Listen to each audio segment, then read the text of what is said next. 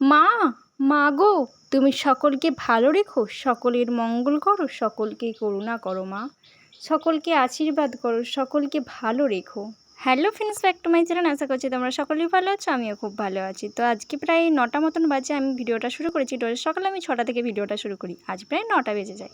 তো চলো এদিকে প্রথমে দুধটা গরম করে নিই, বসিয়ে দিয়েছি। তো আজকে না সকালবেলার সমস্ত কাজ আমি অফ ক্যামেরায় করে নিয়েছি। তো ভাবলাম তো চলো এদিকে একটু তাড়াতাড়ি আছে, তাই তাড়াতাড়ি করে আমি এদিকে কাজগুলো সেরে একদম এদিকে চলে এসেছি। তো ভাবলাম তোমাদের সাথে না শেয়ার করলেও তো হবে না। তো চলো দুধটা এদিকে গরম হোক। আর এইদিকে দেখো আমি মাছ টাছ একদম বেছে একদম রেডি করে নিয়েছি, দেখেছো। আর এদিকে দেখো দুটো চপ নিয়েছি, দাদা মা খাবে তার জন্য।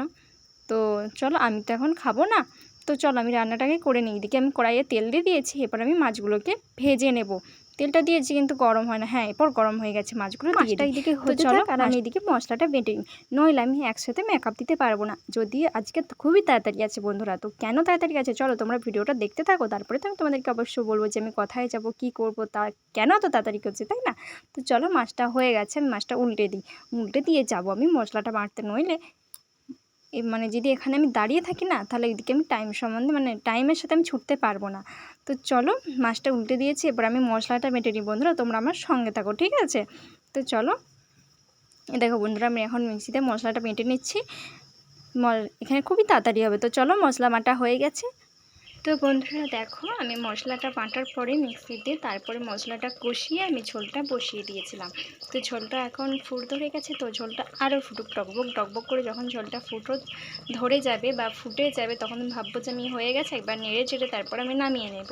তারপরে আমি শাক ভেজে নেবো, ব্যাস শাক ভাজা হলেই আমার রান্না কমপ্লিট। তারপর সমস্ত কিছু ধুয়ে মুছে পরিষ্কার করে রেখে আমি স্নান করে এরপর বেরিয়ে পড়বো। কোথায় বেরোবো চলো ভিডিওটা দেখতে থাকো।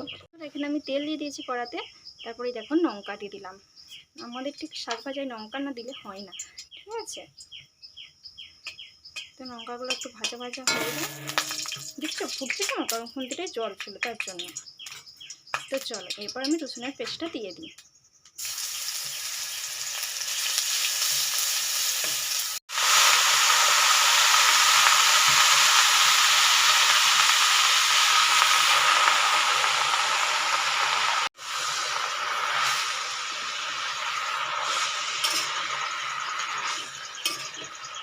শাকটা বসিয়ে দিয়েছি, শাকটা হলেই তো আমার রান্না কমপ্লিট। তো তোমাদেরকে একটা কথা আমি বলি, তোমরা যেমন কেউ ভেবো না দিদিভাই কুকিং ভিডিও করছে মানে রান্নার ভিডিও করছে, তোমরা এটা মোটেই ভেবো না। কারণ আমি ওটা রান্না করছিলাম, তো আমি শাকটা কীভাবে রান্না করি সেটা ভাবলাম আমি তোমাদের সাথে খানিকটা শেয়ার করব।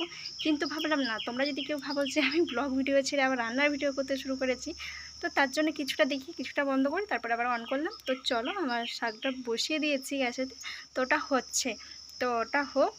আর আমি এদিকে বাসনপত্রগুলো একটু ধুয়ে নিই, তাই ধুয়ে পরিষ্কার করে নিই, তাহলে আমার শাক ভাজাটা হলে গ্যাসটা মুছে টুছে দিলে আমার একদম সমস্ত কিছু পরিষ্কার হয়ে যাবে, তাই না। তো তারপরে আমি স্নান টান করে একদম রেডি হয়ে যাব। তো সকালে যদিও একবার আমি স্নান করেছি, যেহেতু আমি মানে বলেই দিই তোমাদেরকে খেপি মায়ের কাছে যাব, তার জন্য তো আরেকবার স্নান করতে হবে, তাই না। তো তার জন্য আমি স্নানটা চলো করে নিই, তারপর স্নান টান করে একদম রেডি সেডি হয়ে আমি তোমাদের সাথে দেখা করছি, ঠিক আছে। তো চলো ওইদিকে বড়মশাই নিশ্চয়ই রেডি হয়ে গেল। তো চলো এরপরে কিন্তু দেখা হচ্ছে একদম স্নান টান করে রেডি হয়ে, ঠিক আছে। এখন হ্যালো বন্ধুরা দেখো, আমি এখন রেডি হয়ে চলে এসেছি। তো আমরা তিনজনে রেডি হয়ে গেছি। প্রচণ্ড রোদের কারণে আমি মেয়েকে এইভাবে ঢাকা দিচ্ছি, দেখছো হাতটা বেরিয়ে গেছে, আর আমাকে শক্তভাবে ধরে রয়েছে যাতে পড়ে না যায়। ওইদিকে দেখো বড়মশাই এখন গাড়িটা নিচ্ছে, তো একটু দেরি হয়ে গেছে, তো বললাম না। তো চলো তাড়াতাড়ি যাই একদম মায়ের কাছে। এখন আমরা চলে এসেছি মায়ের কাছে, তো মাকে আজকে তোমাদের সাথে আমি শেয়ারই করে দিলাম। তো দেখো এই হচ্ছে আমার খেপি মা। তো বন্ধুরা ভিডিওটা কেমন লাগলো, ভিডিওটা যদি ভালো লেগে থাকে লাইক কমেন্ট শেয়ার করো। দেখা হচ্ছে পরের ভিডিওতে, টাটা।